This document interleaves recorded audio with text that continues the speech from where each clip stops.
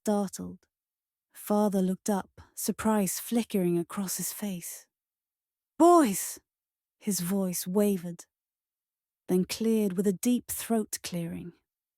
"I thought I heard your mother say you both needed to get cleaned up. Go wash, get ready for dinner. There's much we need to discuss tonight." His gaze drifted away, fixating on a candle by the window, his thoughts lost in its flickering flame. I glanced over at my brother.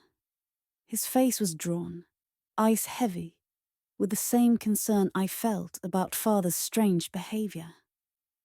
I could tell he wanted to ask questions, but I cut him off before a word escaped his lips. "Come on, Xander. Let's get ready. This time." I put my arm around his shoulders and gently steered him toward the kitchen area just behind where Father sat.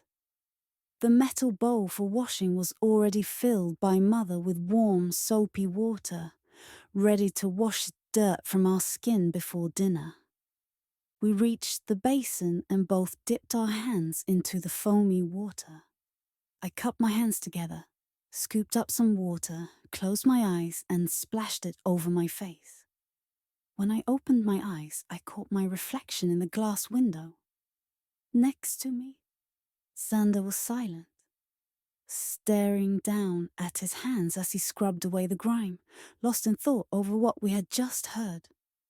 "I'm sure it's nothing too serious," I whispered, trying to reassure him as I rubbed my hands in the darkening water.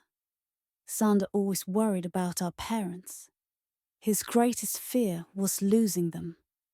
We both knew their time was coming. The years weighed on them, but the thought still haunted us. "I've never seen Father talk to himself before," Xander murmured, grabbing a rough cloth to dry his hands and face. "He worries me. Ever since we killed the sheep, he's been acting strange." I had noticed it too. Father was exactly as we left him, still staring blankly at the candle by the window, watching the wax melt slowly and pool at the base of the white stick. Taking the cloth from Xander, I dried myself as quietly as possible. Suddenly, Father turned from his seat at the sound of us throwing the dirty water out the window. "Are you boys done?" Father asked. "Yes, Father," we replied in unison as we headed to the table. Good. Take a seat."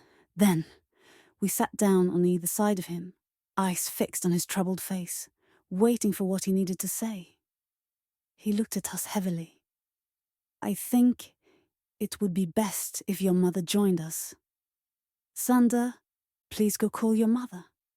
My brother nodded and pushed himself up from the table, heading toward the door. As he stepped out, Father quickly grabbed my arm and pulled me closer. His voice was low, thick with urgency. "Whatever happens, promise me you'll look after your brother. Always protect your family. Promise me, Ivan." Sweat beaded on his forehead, and his silver hair fell into his face from the sudden movement. "I promise," I exclaimed, brow furrowed in confusion, studying the panic etched deep in his features. Before I could ask what he meant, Xander returned with Mother, who entered quietly and sat beside Father. The flickering candlelight cast nervous shadows as they exchanged anxious smiles. "Our family has never been liked by many people," Father began, leaning forward and resting his elbows on the table, eyes flickering between us.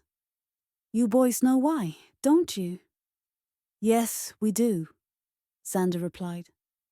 "Mother was bought as a slave, and the townsfolk did not agree with your decision to marry her. And then there was the mysterious disappearance of our grandfather. They exiled us because of it." Mother offered a gentle smile before nodding at Father. "That is part of the story," Father said with a quiet sigh, leaning back. "Your mother was never a slave. She once lived in the town of Pisen.